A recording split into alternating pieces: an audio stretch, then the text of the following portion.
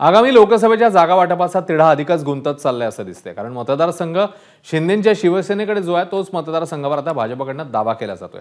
दुसरीकडे याच मतदारसंघावरून काँग्रेस आणि ठाकरे गटातही रस्सीखेच सुरू असल्याचं पाहायला मिळतंय। हा मतदारसंघ नेमका कोणता आणि या मतदारसंघावर कुणाच्या नावाची चर्चा आहे पाहूया। शिर्डी लोकसभेवर भाजपचा डोळा। भारतीय जनता पक्षाला जागा मिळाली पाहिजे, जी जनतेची मागणी तीच माझी मागणी आहे। शिर्डी लोकसभेवरून शिंदे गट आणि भाजपात रस्सीखेच। शिर्डीची लोकसभेची जागा सुद्धा महत्वाची आहे आणि ती भारतीय जनता पार्टीकडे असली पाहिजे। भारतीय जनता पार्टीचा कार्यकर्ता उमेदवार असला पाहिजे, ही सर्व भारतीय जनता पार्टीच्या कार्यकर्त्याची इच्छा आहे। शिर्डी लोकसभेसाठी रामदास आठवलेही इच्छुक। माझी इच्छा आहे की मी एका पक्षाचा मी राष्ट्रीय अध्यक्ष आहे। मी लोकसभेमध्ये मी 3 वेळेला मी होतो आणि देशातल्या लोकांची अशी इच्छा आहे की मी लोकसभेत आलं पाहिजे।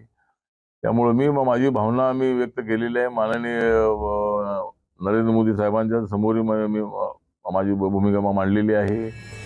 शिर्डी लोकसभेवरून काँग्रेस ठाकरे गटातही रस्सीखेच। मतदारसंघ 1 आणि इच्छुक 5 अशी गत सध्या शिर्डी लोकसभा मतदारसंघाची झाली आहे। महायुती असो किंवा महाविकास आघाडी, जागा वाटपाचा तिढा दोन्हीकडे कायम आहे। अशातच शिर्डीच्या मतदारसंघाची जोरदार चर्चा होऊ लागली आहे। शिर्डी मतदारसंघाबाबत सांगायचं झालं तर इथे सध्या शिंदे गटाचे सदाशिव लोखंडे खासदार आहेत। गेली 2 टर्म तेच खासदार आहेत, पण यंदा भाजपनं या मतदारसंघासाठी जोर लावलाय। ही एक जागा महत्वाची आहे आणि म्हणून शिर्डीची लोकसभेची जागा सुद्धा महत्वाची आहे आणि ती भारतीय जनता पार्टीकडे असली पाहिजे।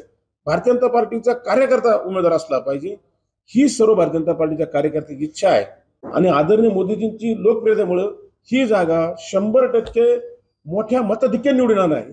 हा आमच्या सर्व 6 तालुक्यातील कार्यकर्त्यांच्या मनामध्ये विश्वास आहे। आता आपल्याला भारतीय जनता पार्टीचा जर खासदार या ठिकाणी जर मिळत असेल तर तो आपण घेतलाच पाहिजे आणि त्याचं एकमेव कारण म्हणजे इथं न झालेला विकास। पूर्ण देशभरात जी काय लाट आलेली आहे त्याचं एकच कारण आहे, डायरेक्ट मोदी साहेब असतील किंवा अमित शहा साहेब असतील, यांचं डायरेक्ट लक्ष त्या खासदारावर किंवा त्या आमदारावर त्याच्या कामावर असतं। भाजपची ही मागणी म्हणजे महायुतीत वादाची ठिणगीच आहे। कारण हा मतदारसंघ शिंदेंच्या शिवसेनेचा आहे। ही जागाही शिंदेंच्या शिवसेनेसाठी सोडल्याचं सूत्रांकडून कळतंय। पक्षश्रेष्ठींच्या या निर्णयाला स्थानिक भाजपकडून मात्र विरोध होतोय हे यातून स्पष्ट आहे। एवढंच नाही तर राधाकृष्ण विखे पाटलांनीही या मतदारसंघाबाबत सूचक विधान केलंय। ते आहेत की ही जागा लोकसभेची भाजपला मिळावी अशी मागणी करतायत। तुम्हाला असं वाटतं की भाजपला ही जागा योग्य आहे? भारतीय जनता पक्षाला जागा मिळाली पाहिजे, जी जनतेची मागणी तीच माझी मागणी आहे। शिर्डी मतदारसंघाच्या या तिढ्यात आता एंट्री झाली आहे ती रामदास आठवलेंची। सदाशिव लोखंडेंना राज्यसभा द्या, मी शिर्डीतून लोकसभेसाठी इच्छुक असल्याचं रामदास आठवलेंनी बोलून दाखवलंय। माझी इच्छा आहे की मी एका पक्षाचा मी राष्ट्रीय अध्यक्ष आहे। मी लोकसभेमध्ये मी 3 वेळेला मी होतो आणि देशातल्या लोकांची अशी इच्छा आहे की मी लोकसभेत आलं पाहिजे। त्यामुळे मी माझी भावना मी व्यक्त केलेली आहे। माननीय नरेंद्र मोदी साहेबांच्या समोर मी माझी भूमिका मांडलेली आहे। अशातून काही मार्ग काढता येईल, आपण पाहूया। जर मला संधी मिळाली तर मी त्यासाठी उत्सुक आहे। तर तिकडे काँग्रेस आणि ठाकरे गटातही याच मतदारसंघावरून रस्सीखेच सुरू असल्याची चर्चा रंगली आहे। माजी खासदार भाऊसाहेब वागचौरेंनी ठाकरे गटात प्रवेश करत लोकसभा निवडणूक लढवण्यासाठी तयारी सुरू केली आहे। या पार्श्वभूमीवर ठाकरेंच्या शिर्डी दौऱ्यालाही महत्त्व प्राप्त झालं।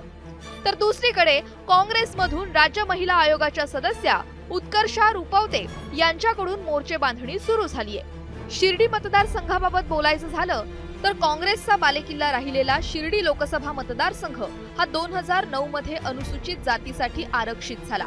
2009 मध्ये भाऊसाहेब वागचौरे यांनी रामदास आठवलेंचा पराभव केला।